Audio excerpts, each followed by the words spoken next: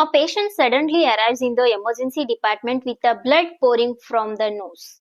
The floor is covered in blood. The patient is panicking, blood pressure is dropping. What will you do in the first 60 seconds? One wrong step can cost the patient's life.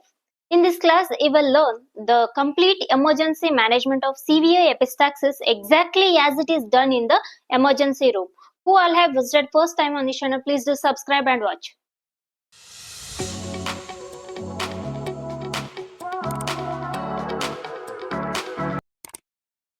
We'll see in detail severe epistaxis. First, we'll see the introductory part. Here, epistaxis means bleeding from the nose, that is due to rupture of blood vessels inside the nasal cavity. Due to the rupture of blood vessels, we can see epistaxis, that is nose bleeding.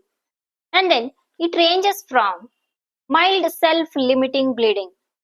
Sometimes it is self-limiting. And then severe life-threatening hemorrhage in some cases. And then approximately 60% of people experience a nosebleed at least once in life. But only a small percentage require hospital treatment. Next, we'll see the actual definition of severe epistaxis. Here, severe epistaxis is defined as continuous bleeding, massive blood loss, hemodynamic instability, failure of simple first aid, and then need for emergency intervention. That is nothing but a severe epistaxis we can see. We'll see why is severe epistaxis is dangerous. Here, complications include hypovolemic shock can happen, and then airway obstruction, and then aspiration problem, severe anemia, cardiac arrest, and then death. It is a rare in some conditions. Next, we'll see nasal blood supply. Here, for nose bleeding, blood supply we'll see internal carotid supply and then external carotid supply.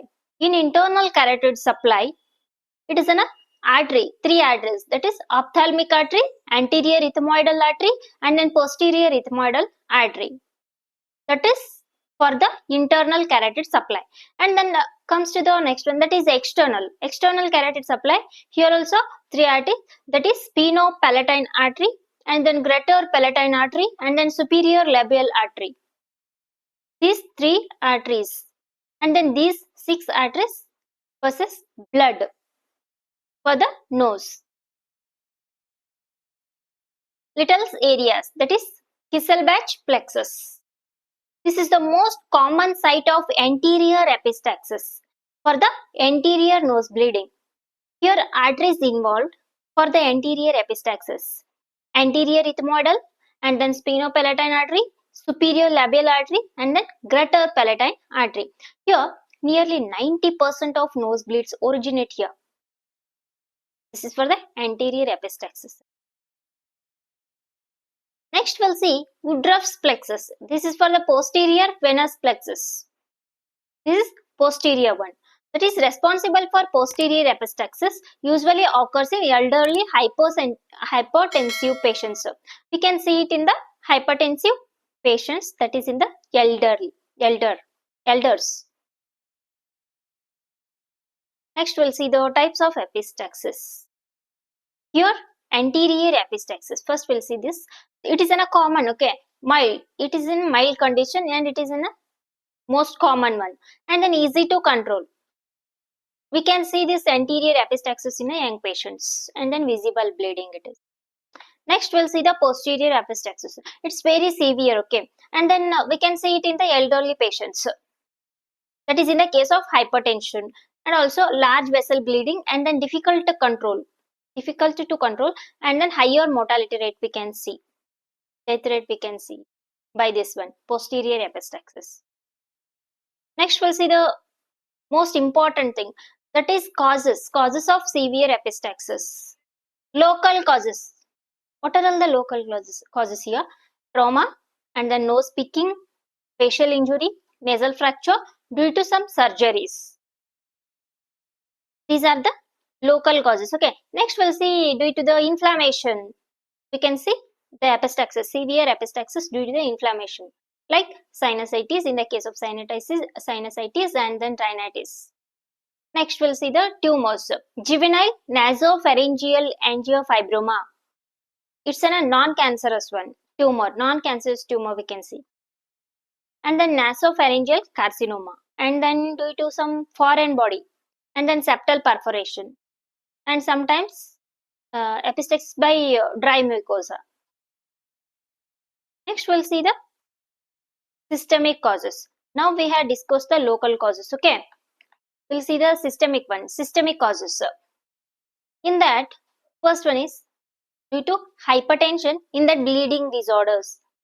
Bleeding disorders like hemophilia, von Willebrand disease, and then thrombocytopenia.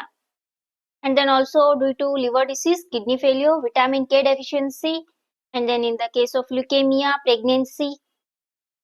These are the systemic causes we can say for the severe epistaxis.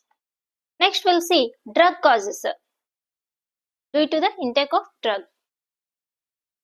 Aspirin like aspirin, clopidogrel, and then warfarin, heparin, rivaroxaban, and then epiaxabin, and then dabigatran, and also NSAIDs. These drugs can cause severe epistaxis in some conditions for some patients. Next we'll see clinical features. Patient may present with blood from nose and then blood in throat and then hematemesis, that is blood vomiting,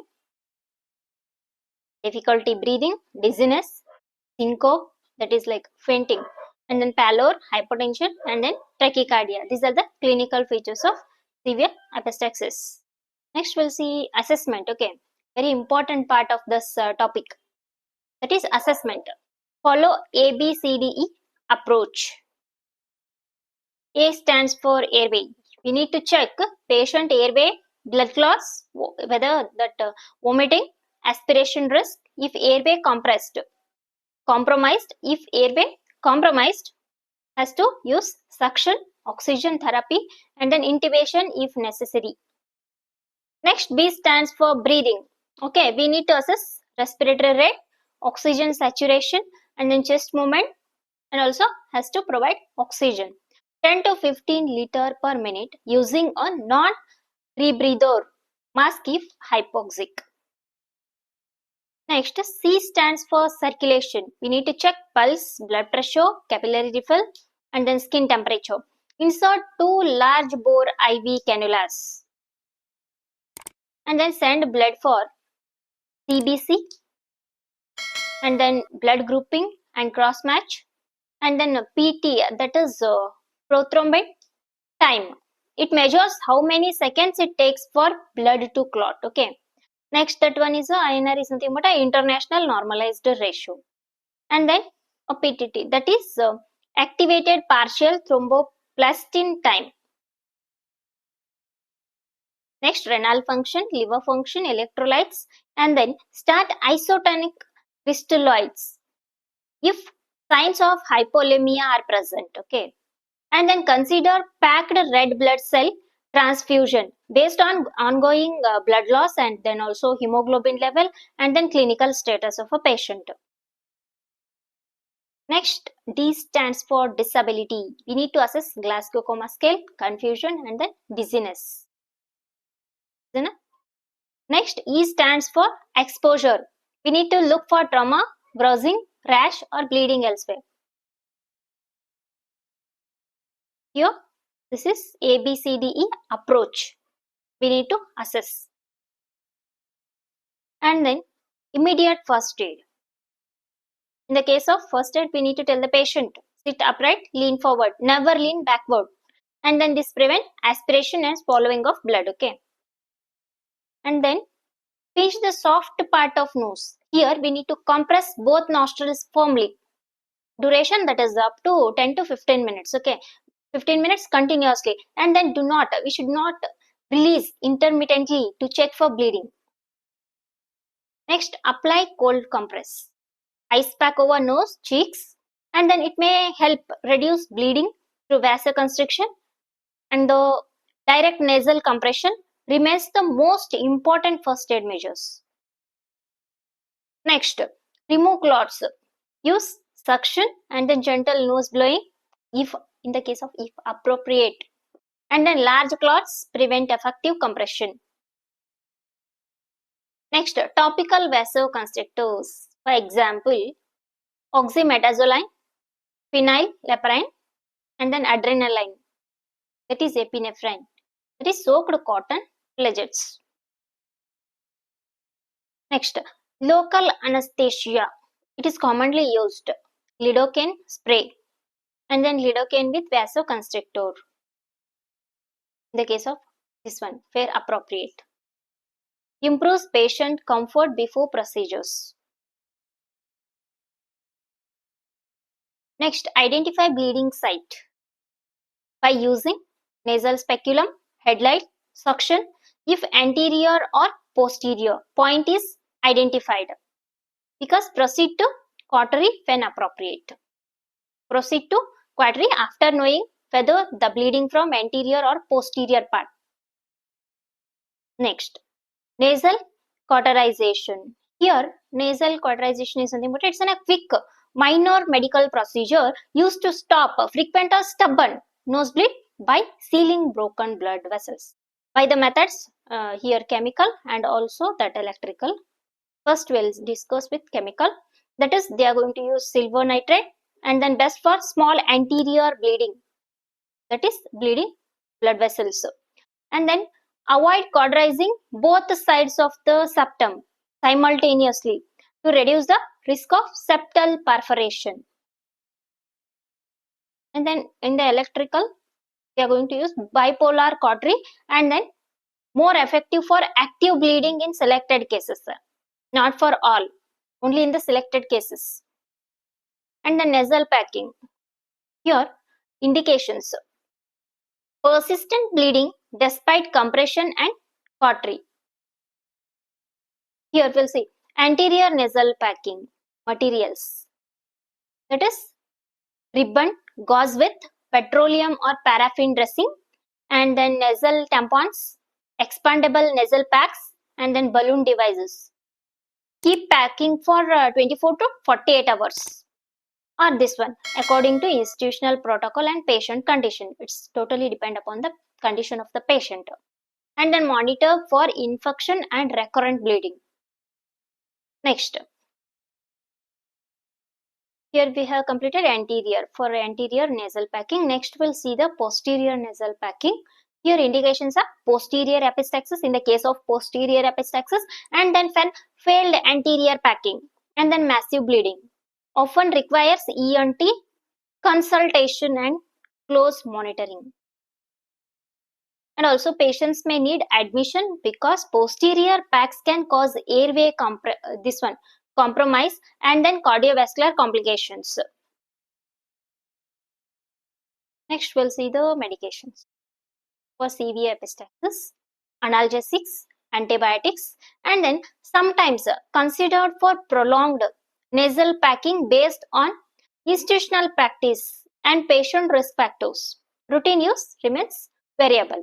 That is tranexamic acid. Topical TXA may help control bleeding in selected patients. And then intravenous tranexamic acid is not routinely indicated for all epistaxis cases and should be used according to clinical judgment and then local guidelines. And then here, reverse anticoagulation when clinically appropriate and after weighing thrombotic risk. Next, we'll see blood transfusion. Indications of blood transfusions are in the case of massive blood loss, in the case of hemodynamic instability, and symptomatic anemia. In the case of ongoing hemorrhage, follow institutional massive transfusion protocols when indicated. We need to check indications when it is prescribed blood transfusion. Next, we'll see the surgical management. If Packing fails, options include. If packing fails, options include endoscopic sphenopalatine artery ligation, they are going to tie the artery. And then endoscopic cauterization, arterial ligation, again they are going to tie the arteries. And then endovascular embolization by interventional radiology. These are the surgical management if packing fails. Next, we'll see the criteria of admission. Admission criteria that admit patient with posterior epistaxis, recurrent bleeding, hemodynamic instability, and then significant comorbidities, and then coagulopathy, severe anemia, and in the case of requirement for blood transfusion. These are the admission criteria. Okay. Next, we'll see discharge advice. We need to avoid nose blowing, nose picking, heavy lifting, and then strenuous exercise, smoking, alcohol if advised. And then use saline nasal spray and humidification if dryness is a contributing factor. In the case of dryness, humidification they are going to suggest. And then seek urgent care if bleeding recurs or symptoms worsen. Next, we'll see the complications of severe epistaxis. Here, airway obstruction, and then aspiration, septal hematoma, and then septal perforation, rebleeding, infection, and in the case of hypovolemic shock, and then death. Death is very rare. Next, we'll see some examples, child examples. Here, 90% of nosebleeds are anterior and arise from Kisselbach's plexus. And then first aid. Here, sit forward. In the first aid, we need to tell that patient has to sit forward and then pinch the soft part of the nose continuously for 10 to 15 minutes. And then always follow the ABCDE approach in severe epistaxis. And then secure the airway first if there is heavy bleeding or aspiration risk. Insert 2 large bore IV cannulas in unstable patients.